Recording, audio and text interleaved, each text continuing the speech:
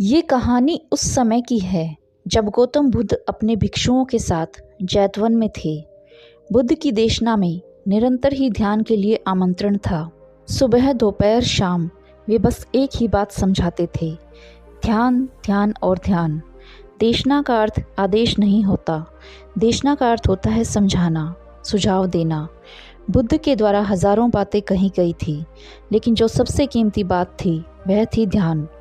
एक बार बुद्ध के 500 भिक्षु बुद्ध का आह्वान सुनकर ध्यान के लिए तत्पर हुए। बुद्ध ने उन्हें ध्यान के लिए एकांतवास में भेजा। एकांतवास एक भूमिका है जो ध्यान के लिए सहयोगी है। एकांतवास का अर्थ है संसार से दूर होकर प्रकृति के समीप जाना।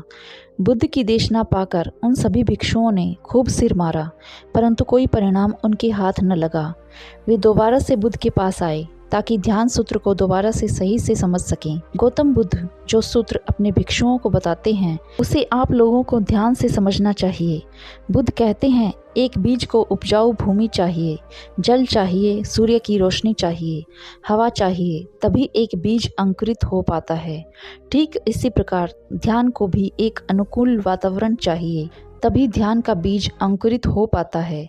तुमने ध्यान के फायदों को तो समझा, परंतु ध्यान कैसी स्थिति में घटता है इस बात से चूक गए। तुमने प्रयत्न किया, परंतु प्रयत्न से ध्यान भला कैसे हो सकता है। तुमने विचारों को रोकने की कोशिश की, परंतु विचारों को रोकने की कोशिश से ध्यान भला कैसे हो सकता है।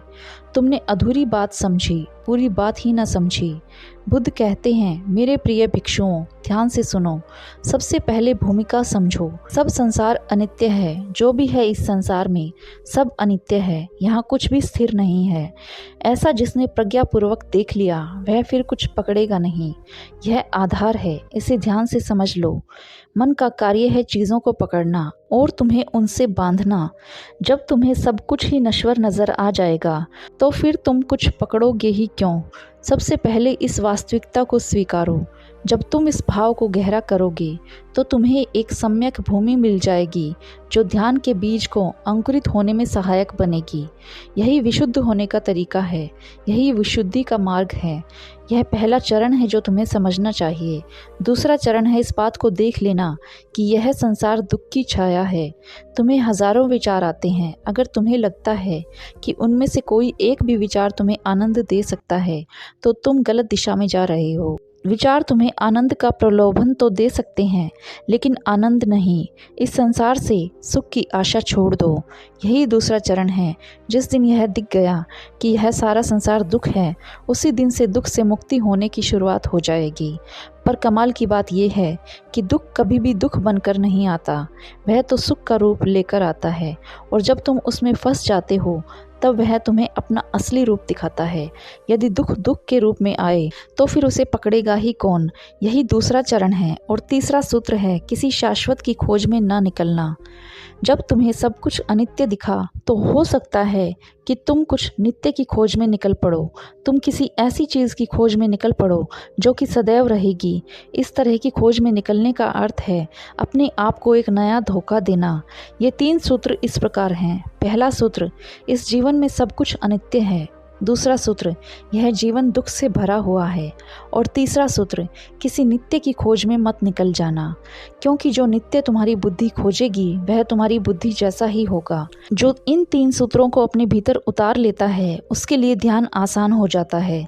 जिस भिक्षु को बुद्ध के 3 सूत्र समझ नहीं आते थे उसे बुद्ध मरघट यानी शमशान भेज देते थे। शमशान एक ऐसी जगह है जहाँ जीवन की वास्तविकता को बहुत ही आसानी से देखा जा सकता है। जिसे जीवन में दुख नज़र नहीं आता उसे शमशान जाना चाहिए। जिसे जीवन में नित्यता नज़र आती है उसे शमशान जाना चाहिए। जो नित्य की खोज में है उसे शमशान जाना चाहिए। जो भिक्षु इन 3 भावों को गहरा नहीं कर पाते थे, बुद्ध उन्हें शमशान की भूमि पर ध्यान करने के लिए भेज देते थे और वहाँ यह तीनों भाव बड़ी ही आसानी से गहरे हो जाते थे। भिक्षु मरघट पर जाते थे, ध्यान करते थे, प्रतिदिन नए नए लोगों को जलते हुए देखते थे कि कल कोई शरीर था और आज वह राख बन गया है। धीरे धीरे उन्हें यह एहसास भी होता था कि एक दिन वह भी राख बन जाएंगे, और फिर जब राख ही बन जाना है तो फिर क्या पकड़ें और क्या छोड़ें। और जो भिक्षु एक बार शमशान जाकर ध्यान कराता था, उसके लिए इन तीनों भावों को स्वीकारना आसान हो जाता था। मैं जानती हूँ यह 3 भाव स्वीकारना आसान नहीं। इसके पीछे सबसे बड़ा कारण है हम जीवन की वास्तविकता को नहीं देख पा रहे हैं। गौतम बुद्ध की बातों का बहुत सारे लोग विरोध करते हैं क्योंकि उन्होंने बहुत सारी चीज़ें पकड़ी हुई हैं। उनके भीतर उनके छूट जाने का डर भी है। वे जानते हैं कि एक दिन ये सभी चीज़ें छूट जाएंगी, लेकिन वे चाहते नहीं कि वह चीज़ें छूट जाएं। बुद्ध बस इतना कह रहे हैं कि जीवन की वास्तविकता को स्वीकार लो, जिससे कि दुख तुम्हें तोड़ ना सके। इन 3 भावों को स्वीकारना कठिन तो है, लेकिन जो व्यक्ति इन 3 भावों को स्वीकार कर लेता है, उसके लिए ध्यान आसान बन जाता है। 499 भिक्षु दोबारा एकांतवास में ध्यान करने के लिए जाते हैं।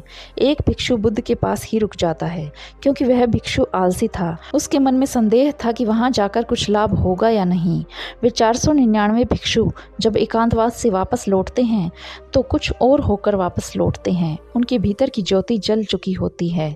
वह एक भिक्षु जो बुद्ध के पास ही रह गया था, वह उन भिक्षुओं को देखकर जल भुन जाता है। उसे उन 499 भिक्षुओं से बड़ी ईर्ष्या होती है। वह भिक्षु उसी समय क्रोध में भरकर निश्चय करता है कि आज की आज मैं ध्यान पाकर तथागत से बात करूंगा। क्रोध, लालच, घृणा, ईर्ष्या, यही तो ध्यान के सबसे बड़े बाधक हैं, और इन्हीं के द्वारा वह भिक्षु ध्यान को अनुभव करना चाहता था। यदि कारण सही हो तो ध्यान एक क्षण में भी हो सकता है, लेकिन अगर कारण गलत है तो पूरे जीवन भी प्रयास करोगे तब भी सफलता नहीं मिलेगी। उसने बैठकर ध्यान किया, लेटकर ध्यान किया, चलकर ध्यान किया, लेकिन ध्यान नहीं, उसे तो केवल बेचैनी हो रही थी। रात होते होते वह पागल किसी अवस्था में आ गया। बेचैनी की हालत में उसका पैर एक पत्थर से टकराया और उसके पैर की हड्डी टूट गई।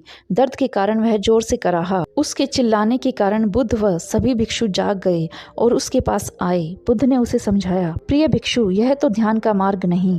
तू जाग, ध्यान हो सकता है, लेकिन इस अहंकार को छोड़, इस ईर्ष्या को छोड़, इस कड़वाहट को छोड़। यदि बीज को पत्थरों में रख दिया जाए तो वह अंकुरित नहीं हो सकता। उसे जल से दूर रख दिया जाए तो भी वह अंकुरित नहीं हो सकता। यदि बीज को अंकुरित करना है तो उसे एक अनुकूल वातावरण प्रदान करना होगा, तभी वह अंकुरित हो सकता है। दूसरों को ध्यान हो गया, इस बात से तुझे दुख है। दूसरों से नजर हटा, खुद पर नजर लगा। प्रतिस्पर्धा ध्यान का मार्ग नहीं। प्रतिस्पर्धा छोड़ और ध्यान के लिए प्रयत्न कर। इस भिक्षु की तरह ज़्यादातर लोगों की मानसिकता होती है कि वे हर चीज़ को प्रतिस्पर्धा में देखते हैं। वह भिक्षु आगे चलकर ध्यान को उपलब्ध होता है या नहीं, यह तो उसकी मानसिकता पर निर्भर करता था। पर मेरा आपसे यह प्रश्न है कि क्या आपकी भी मानसिकता उस भिक्षु के जैसी ही है?